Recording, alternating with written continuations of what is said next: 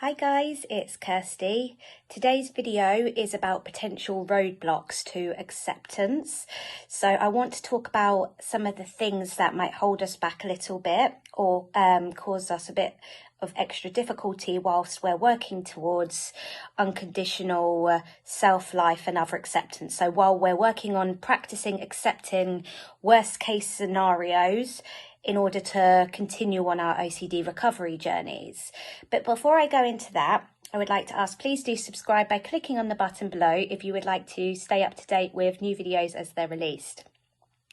So the reason I want to talk about this is because I want to offer some support to people if they are finding it difficult to reach that kind of level of acceptance, because it's all very well saying, oh, it's fine, just accept worst case scenario. Then you can leave the thoughts there and accept uncertainty and it will help you stop ruminating. But reaching acceptance isn't easy. And I wanted to talk about some of the things that are not easy about it, so that you can know that you're not alone if you are struggling with it, but also so that you can work on, overcoming some of the difficulties in order to help you work towards unconditional acceptance. So one of the first things I wanted to mention is misunderstandings about acceptance and what it means.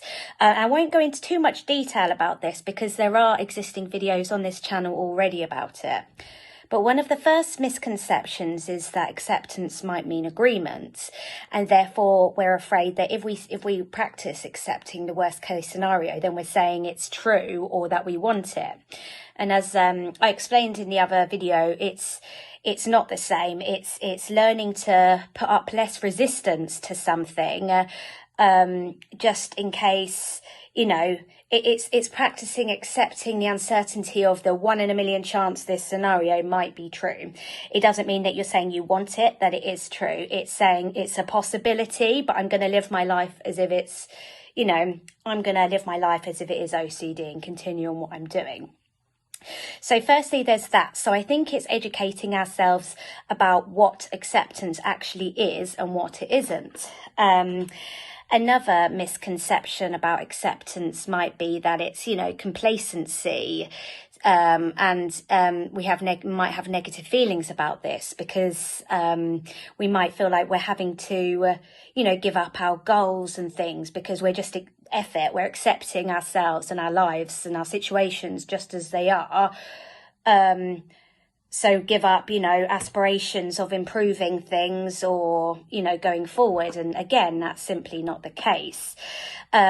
Whilst we accept things as they are or might be unconditionally, it doesn't mean we don't work towards better. It doesn't mean we don't continue working towards our OCD recovery just because we're accepting the symptoms and diagnosis of OCD itself.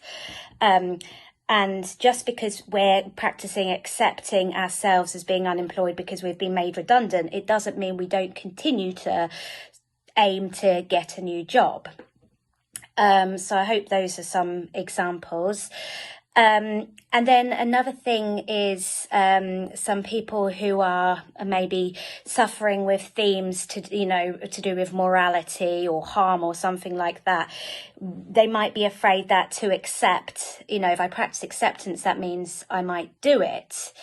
But that's not the case. It's accepting that we have a degree of control over our lives, and what we do, but we don't always have control about what happens to us. We can go out driving one day, but we can't control, and we can be the safest drivers possible. But unfortunately, we have no control over who else is on the road on that day. So it's accepting, these possibilities. And, if it's a fear that I might snap and go crazy and hurt someone, it's like, well, obviously go about my day, doing the best I can within reason, not to hurt anyone. I want to, but you don't want those fears to stop you doing anything that you want to do. But what with the acceptance piece here is that you're accepting that something might switch, the very small possibility something might switch in your brain, which you actually can't control if that does happen, and you might flip. So it's kind of, it's accepting some of the things that are not within your control. Another thing that I've spoken about before, so again, I won't go into too much detail with this, is one of the things that might make it a bit difficult is when we try and force acceptance. So as soon, like in relation to OCD recovery, as soon as the thought comes in, we jump straight onto it. And we're like, okay, what did I learn in disputing? Okay, come on. Got to make all the negative feelings go away. Got to make the anxiety go away. It's trying to, I'm going to accept that in this very moment. And the problem with that is that you're jumping all over that thought in the moment. Firstly, giving that thought a lot of attention in the moment.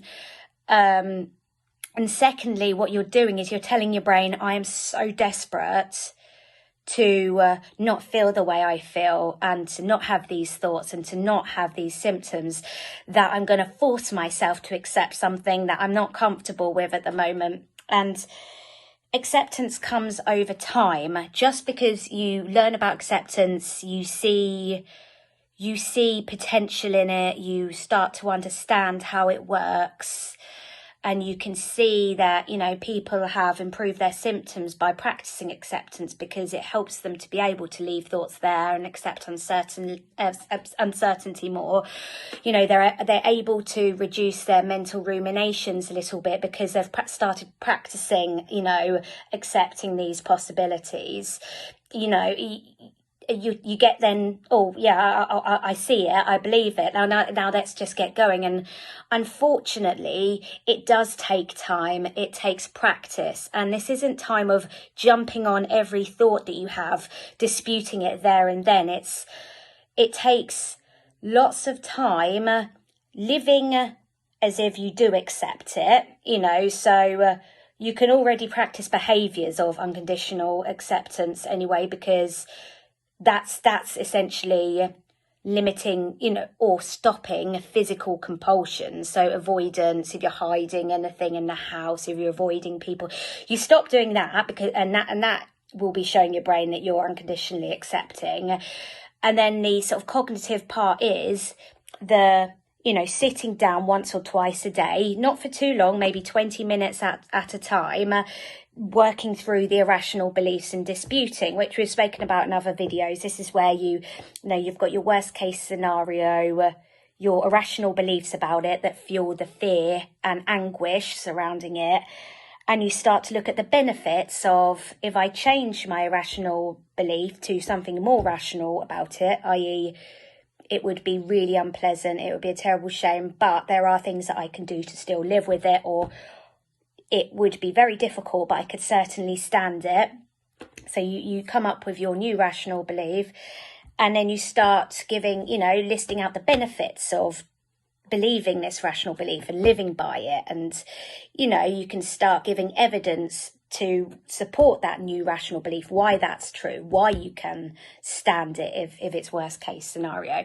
So, and you really have to put some real vigor behind these arguments, because you're talking to your subconscious, which holds all these old long-standing beliefs that have fueled, fear and anxiety about these topics previously.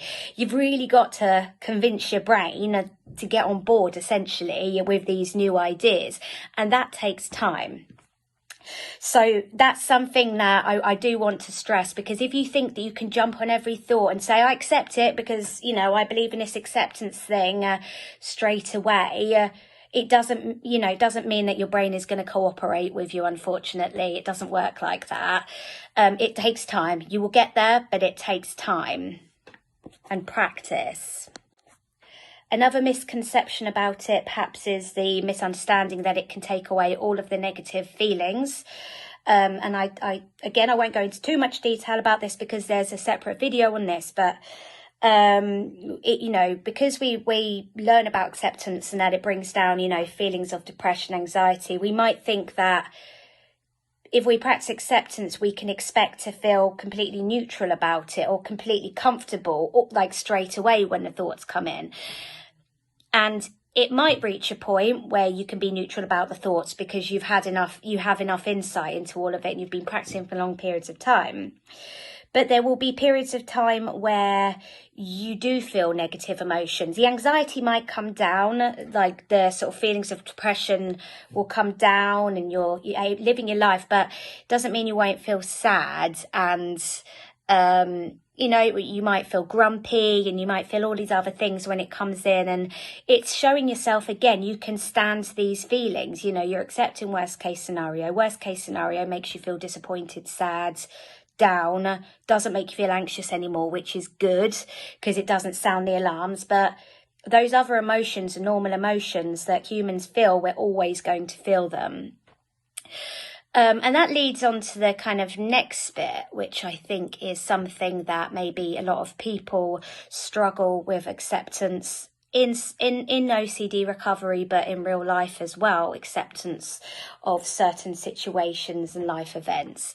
And I think it is our natural as humans resistance to feeling negative emotions, particularly perhaps sadness and grief.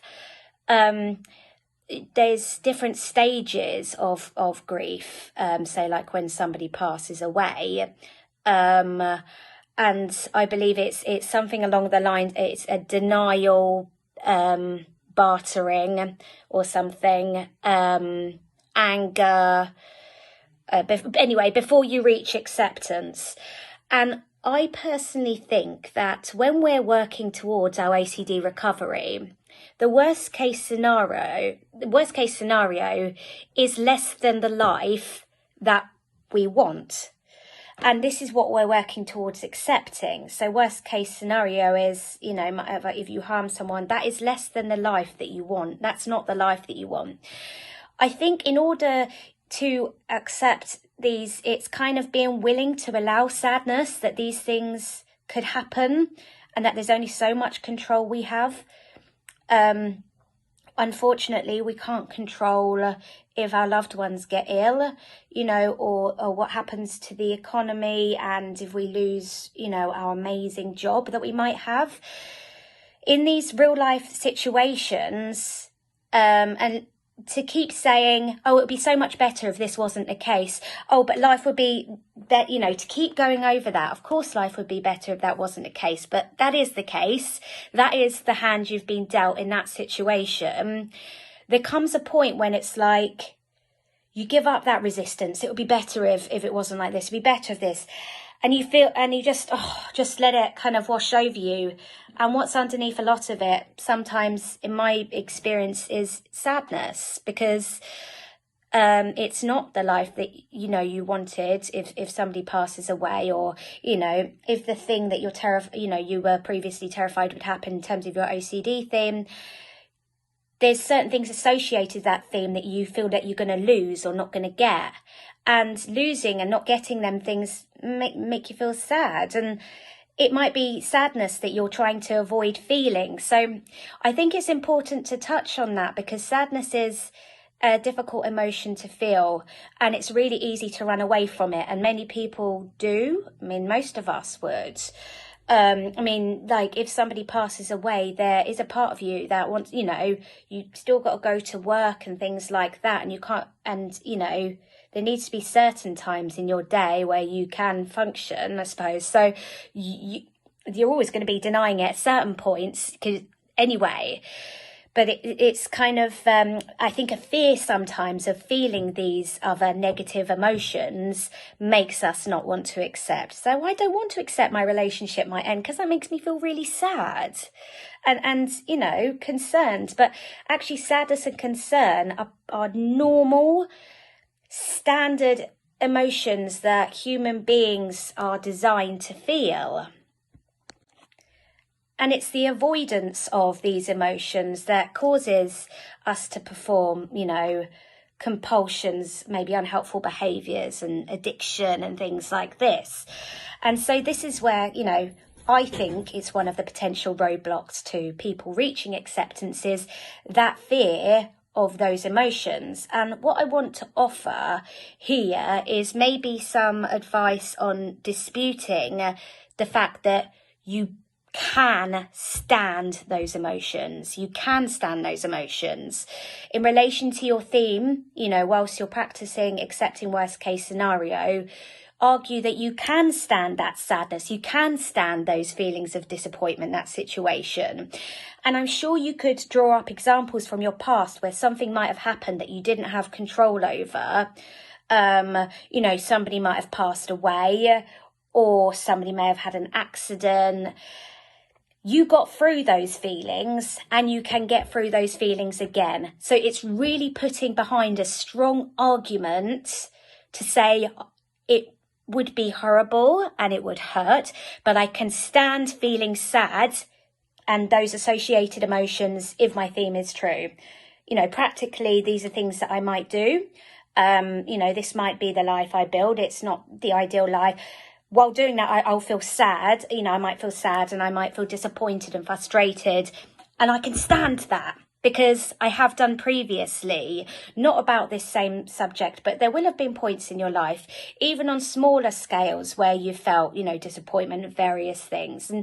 And you can look at other people, for examples, who have been through really difficult things that will have caused them, you know, physical difficulty or extreme emotional difficulty. You know, people who have been in, you know, I don't know, like kidnapped or something like that and come out of it. They'd have been terrified, they'd have been in pain, they'd have been sad, but they came through it and they stood it, and you can too. So I hope this video has been helpful to you. If you're finding the, you know, acceptance difficult, it's because it is difficult and it takes work. You're not on your own, no. It just does take work, and it takes time. And you can stand it in the meantime. You can stand OCD in the meantime, as rubbish as it is.